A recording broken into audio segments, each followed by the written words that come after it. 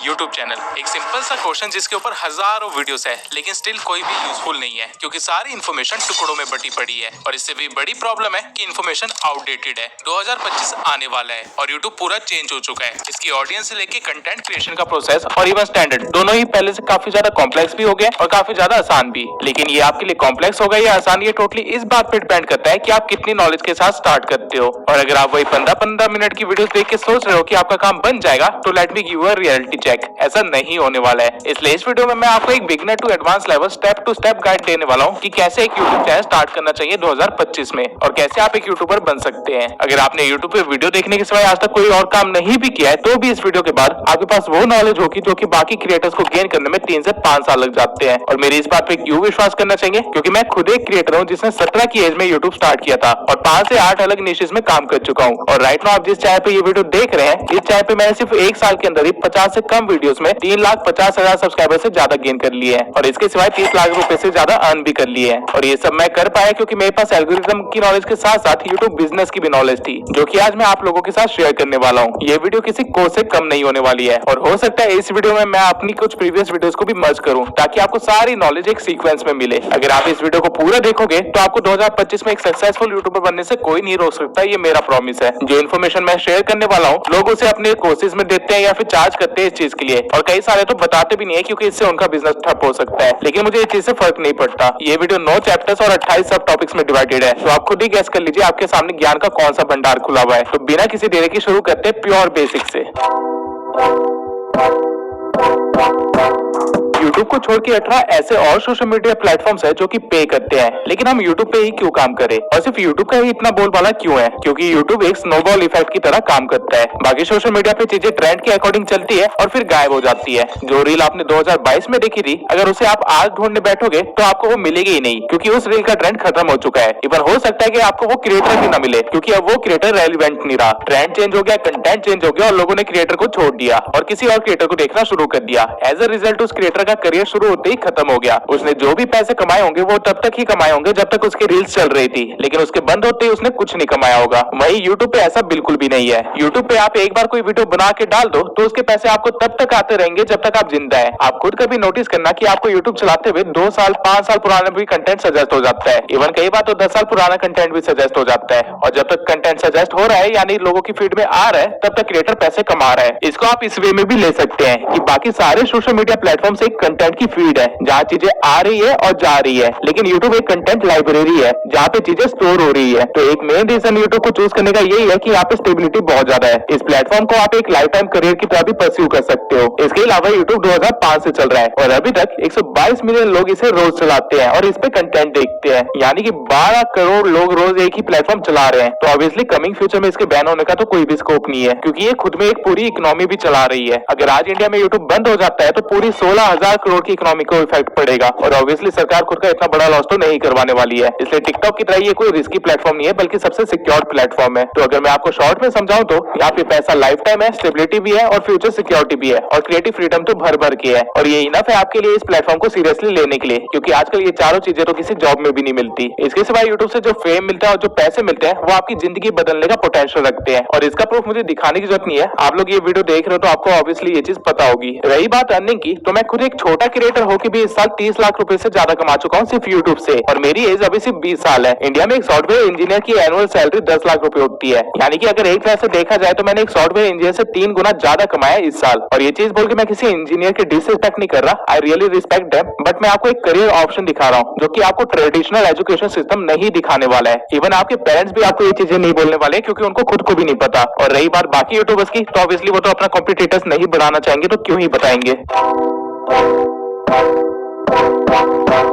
अब पैसों की बात आ ही गई है तो ये भी समझ लेते हैं कि YouTube पैसे कैसे देता है और क्यों देता है। 90% ऑडियंस तो मेरे से यही चीज पूछती रहती है, इसलिए इस चीज को मैं एग्जांपल के साथ अच्छे से एक्सप्लेन करूंगा ताकि एक 10 साल का बच्चा भी समझ जाए। सबसे पहले आपको ये पता होना चाहिए कि YouTube को Google ओन करता है। Google 256 कंपनीज ओन करता है, जिसमें से एक YouTube भी है। YouTube की अर्निंग को समझने के लिए आपको हल्का सा Google को भी समझना पड़ेगा। Google दुनिया का सबसे बड़ा ब्राउजर है, सारी वेबसाइट सॉफ्टवेयर वगैरह आप Google पे जाके ही एक्सेस कर पाते हो। और Google पैसे कैसे कमाता है? जब आप किसी वेबसाइट पे जाते हो तो आपको साइड में या टॉप पे कहीं ना कहीं आपको ऐड दिखती होगी। ये ऐड दिखाने के लिए गूगल बिजनेस से पैसे लेता है और अपनी अर्निंग करता है। यूट्यूब का भी सेम फंड है। यूट्यूब पे भी वीडियो चलाने से पहले आपको काफी सारी एड्स दिखाई जाती है और उन एड्स की वजह से यूट्यूब अर्न करता है, और जब यूट्यूब थोड़ा बहुत अर्न करता है तो क्रिएटर्स के साथ भी उस चीज को शेयर करता है। अब बिजनेसेस यूट्यूब पे क्यों ऐड दिखा रहे हैं, मुझे लगता है ये मुझे समझाने की जरूरत नहीं है, क्योंकि ये नॉर्मल सी चीज है। जहाँ पे भी भीड़ होगी वहाँ पे ऐड दिखाई जाएगी। पहले लोग टीवी देखते थे तो वहाँ पे ऐड आती थी, फिर लोगों ने मॉल्स में जाना स्टार्ट किया तो वहाँ पे बैनर्स लगा दिए, थिएटर के अंदर एड्स लगा दिए एंड सो ऑन। अब यूट्यूब पे भीड़ है तो यूट्यूब पे भी एड्स चलेंगी। तो अगर मैं ये चीज आपको हल्का सा टेक्निकल टर्म्स में समझाऊं तो ये कुछ इस तरह से बनेगा। सबसे पहले तो कंटेंट क्रिएटर्स यूट्यूब पे कुछ कंटेंट डालेंगे ताकि यूट्यूब की ऑडियंस इकट्ठी हो जाए, जिसके बाद कोई कंपनी यूट्यूब पे अपनी एड रन करने आएगी। अब क्योंकि यूट्यूब को गूगल ओन करता है तो यूट्यूब अपना हिस्सा पहले ही निकाल के रख लेगा, जो कि होता है 45%, और बचा हुआ पैसा वो कंटेंट क्रिएटर को देगा ताकि वो यूट्यूब पे वीडियो डालना बंद ना करे और भीड़ बनी रहे। तो यहाँ से आप ये समझ लो, जिस कंटेंट क्रिएटर के पास जितनी ज्यादा भीड़ होगी, यानी उसकी वीडियो पे जितने ज्यादा व्यूज आ रहे होंगे, जितने ज्यादा लोग उसे देख रहे होंगे, उसकी कमाई भी उतनी ज्यादा होगी। यूट्यूब सब्सक्राइबर्स के बेसिस पे पैसे नहीं देता, बल्कि व्यूज के बेसिस पे पैसे देता है। और क्योंकि गूगल इतनी बड़ी कंपनी है, वो इतना सारा डाटा अकेले मैनेज नहीं कर सकती, इसलिए गूगल ने एक अलग से अकाउंटेंट बैठा रखा है जिसे हम बोलते हैं गूगल एडसेंस, और हमारा सारा हिसाब किताब गूगल एडसेंस में होता है और वहीं से हमको पैसे आते हैं। जब यूट्यूब से पैसे आने लग जाते हैं तो उस चीज को हम यूट्यूब मोनेटाइजेशन बोलते हैं, यानी कि हमारा चैनल मोनेटाइज हो गया, अब उससे पैसे आएंगे। और इसका एक क्राइटेरिया होता है जो कि है 4000 घंटे वॉच आवर और 1000 सब्सक्राइबर्स। जब आपका ये क्राइटेरिया कंप्लीट हो जाता है तब आप मोनेटाइजेशन के लिए अप्लाई कर सकते हैं और आपको पैसे आना स्टार्ट हो जाएंगे अगर आप अप्रूव हो जाते हैं। तो मोनेटाइजेशन के और भी क्राइटेरियाज है, जैसे कि शॉर्ट्स का क्राइटेरिया, लेकिन वो थोड़ा सा मुश्किल है, जिसके बारे में मैं आगे आपको अच्छे से डिटेल में एक्सप्लेन करूंगा। इसके सिवाय जब आप मोनेटाइजेशन के लिए अप्रूव हो जाते हैं तो आपको अपना बैंक अकाउंट लिंक करना होता है गूगल एडसेंस से, ताकि पेमेंट डायरेक्टली आपके बैंक अकाउंट में आ जाए। और ये नॉर्मली महीने के 20 से 25 तारीख के बीच में आपके बैंक अकाउंट में आ जाती है। और कितने पैसे आएंगे ये टोटली इस बात पे डिपेंड करता है कि आपने कितने व्यूज गेन किए हैं। और व्यूज के साथ साथ 2-3 चीजें और होती है जिसपे पैसे कितने आएंगे ये चीज डिपेंड करती है, लेकिन ये चीजें मैं आपको अभी नहीं समझाऊंगा, वीडियो में आगे समझाऊंगा।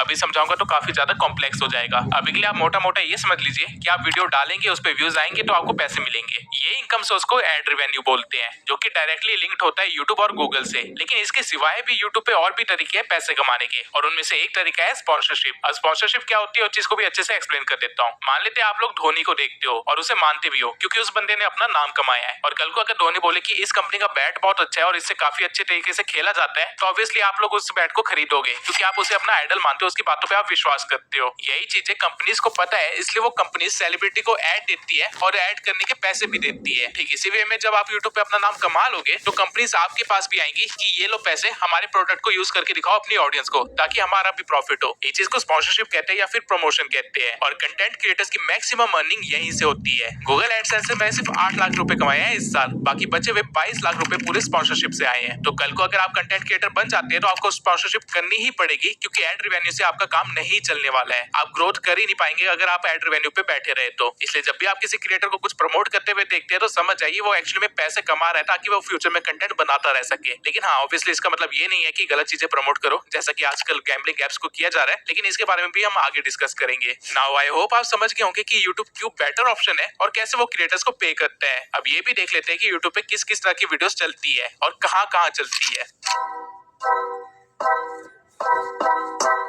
YouTube शायद एक लौटा ऐसा प्लेटफॉर्म है जिसपे 2 साल के बच्चे से लेके एक 75 इयर्स का बूढ़ा भी कंटेंट कंज्यूम कर रहा होगा। और ये कोई फिक्शनल डाटा नहीं है। YouTube किड्स, जहाँ पे बच्चों का कंटेंट डलता है, like nursery rhymes, moral stories, toy reviews, Pega pig and so on, वहाँ पे डेली के 500 मिलियन व्यूज जा रहे हैं, यानी कि 50 करोड़ बच्चे डेली कंटेंट कंज्यूम कर रहे हैं वहाँ पे। और नॉर्मल यूट्यूब पे डेली के 122 मिलियन एक्टिव व्यूअर्स आते हैं, जिसका डाटा मैं आपको स्क्रीन पे शो कर देता हूँ। इस डाटा से आपको ये पता चल जाएगा कि किस एज ग्रुप के कितने लोग यूट्यूब चलाते हैं, और उनको अगर नंबर में कन्वर्ट किया जाए तो वो कितने बनते हैं। नाउ जो चीज एक 13 साल का बच्चा देख रहा होगा, वो चीज कोई 40 साल वाला बंदा तो नहीं देख रहा होगा। इवन आप किसी भी एज ग्रुप को पकड़ लीजिए, उसमें भी आपको हद से ज्यादा वैरायटी दिख जाएगी। मैं अभी आपको कुछ ऐसी वीडियोस दिखाता हूँ जो कि शायद आपने कभी देखी ही नहीं होगी।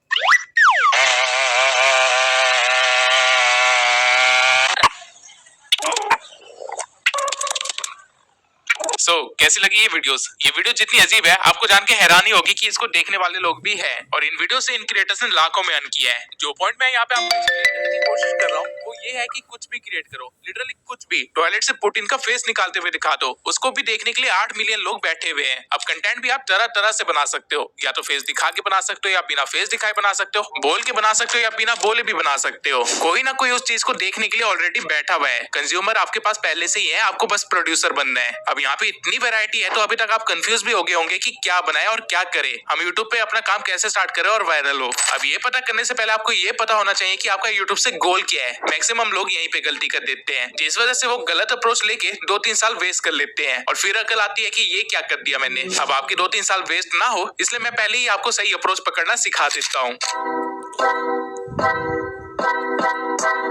सबसे पहले आपको ये पता होना चाहिए कि आपको YouTube से क्या चाहिए, पैसा या फेम। सारा गेम सिर्फ इन दो एलिमेंट्स के आसपास घूमता है। मैं ऐसे क्रिएटर्स को भी जानता हूँ जिनका बहुत ही ज्यादा नाम है, लेकिन वो मुश्किल से महीने के 15 लाख कमाते हैं। वहीं कुछ ऐसे क्रिएटर्स भी है जिनकी शक्ल आज तक किसी ने नहीं देखी है, लेकिन वो महीने के 50 लाख तक अर्न करते हैं और दोनों ही अपनी लाइफ में काफी खुश है, क्योंकि दोनों को वही चीजें चाहिए थी और उन्होंने वही अचीव किया है। कोई नाम कमाना चाहता था तो कोई गुमनामी में रह के काम करना चाहता था। जब मैंने 17 की एज में अपना काम स्टार्ट किया था तब मैं भी गुमनाम रह के अपना काम करना चाहता था, लेकिन 3 साल एक्सपेरिमेंट करने के बाद मुझे समझ आ गया कि गुमनाम रह के मैं अपने गोल को अचीव नहीं कर पाऊंगा। मुझे शक्ल दिखानी ही पड़ेगी और वो मैं करने भी वाला हूँ जल्दी। पॉइंट ये है कि जो मेरा गोल था उसके लिए मेरी अप्रोच गलत थी, या कह लीजिए कि टाइम के साथ मुझे अप्रोच चेंज करनी पड़ी रेलिवेंट रहने के लिए। अब मेजर फैक्टर तो मनी और फेम ही है, लेकिन उसके नीचे थोड़े और सब फैक्टर्स हैं। लाइक आपको फास्ट ग्रोथ चाहिए या स्टेडी ग्रोथ चाहिए। यूट्यूब एक ऐसा प्लेटफॉर्म है जहाँ पे हर सक्सेसफुल क्रिएटर के पास कुछ यूनिक वे और नॉलेज है, जिसकी वजह से कुछ क्रिएटर्स 1 महीने में 100 के भी क्रॉस कर लेते हैं। वहीं कुछ क्रिएटर्स 1 साल बाद भी ये गोल अचीव नहीं कर पाते। लेकिन कुछ क्रिएटर्स पैसा कमा के 1-2 साल में गायब हो जाते हैं, वहीं कुछ धीरे धीरे ग्रो करते रहते हैं और 10 साल तक कमाते रहते हैं। इसके सिवाय आपको ये भी पता होना चाहिए कि आपको यूट्यूब से एक एक्टिव इनकम चाहिए या फिर पैसिव इनकम चाहिए। यानी कि आप काम करते रहना चाहते हैं और पैसे कमाते रहना चाहते हैं, या फिर आप एक सिस्टम बैठाना चाहते हैं जिसके बाद आप कहीं पे भी चले जाए आपको पैसे आते रहेंगे। मैंने आपको वो सभी फैक्टर बता दिए जो कि आपको पहले सोच लेने चाहिए अपने यूट्यूब चैनल को स्टार्ट करने से पहले। लेकिन अब इन फैक्टर्स के फायदे क्या है, नुकसान क्या है और क्या अप्रोच लेनी चाहिए, मैं वो भी बता देता हूँ। इस चीज को एक टेबल से एक्सप्लेन करना आसान होगा तो मैं आपको टेबल भी शो कर देता हूँ।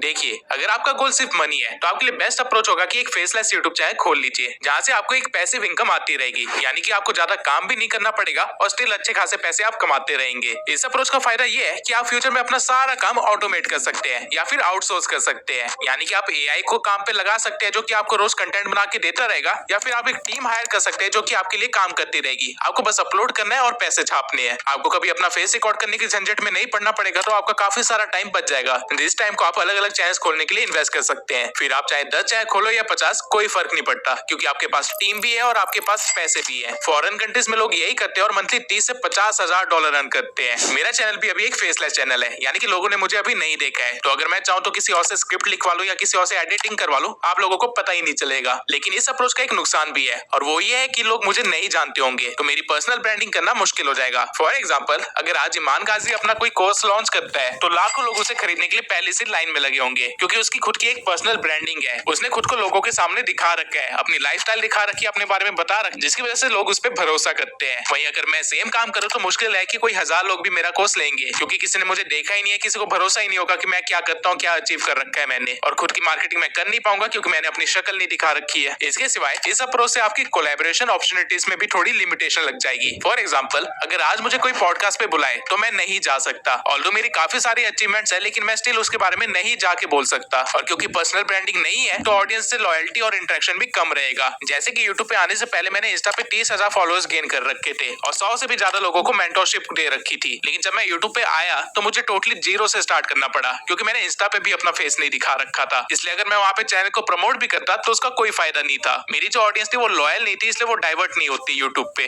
वहीं अगर आज मिस्टर बीस्ट बोल दे कि वो स्नैपचैट पे कोई वीडियो अपलोड करने वाला है तो आधे से ज्यादा लोग तो स्नैपचैट इसी वजह से डाउनलोड कर लेंगे कि मिस्टर बीस्ट को डालने वाला है। लेकिन अगर आपको फेम चाहिए तो आपको फेस कैम वीडियोस बनानी पड़ेगी, यानी कि खुद को रिकॉर्ड करना पड़ेगा, और आपकी इनकम एक्टिव होगी, यानी कि जब तक आप अपनी शक्ल दिखा रहे हो तब तक आपके पैसे आते रहेंगे। अब जो डिसएडवांटेजेस फेसलेस के थे वो इसके एडवांटेजेस है। लाइक आप पर्सनल ब्रांडिंग कर सकते हो, खुद की मार्केटिंग कर सकते हो और ऑडियंस से ज्यादा बेटर कनेक्ट भी कर सकते हो। इवन कोलैबोरेशन अपॉर्चुनिटीज भी ज्यादा रहेगी। लेकिन नुकसान इस अप्रोच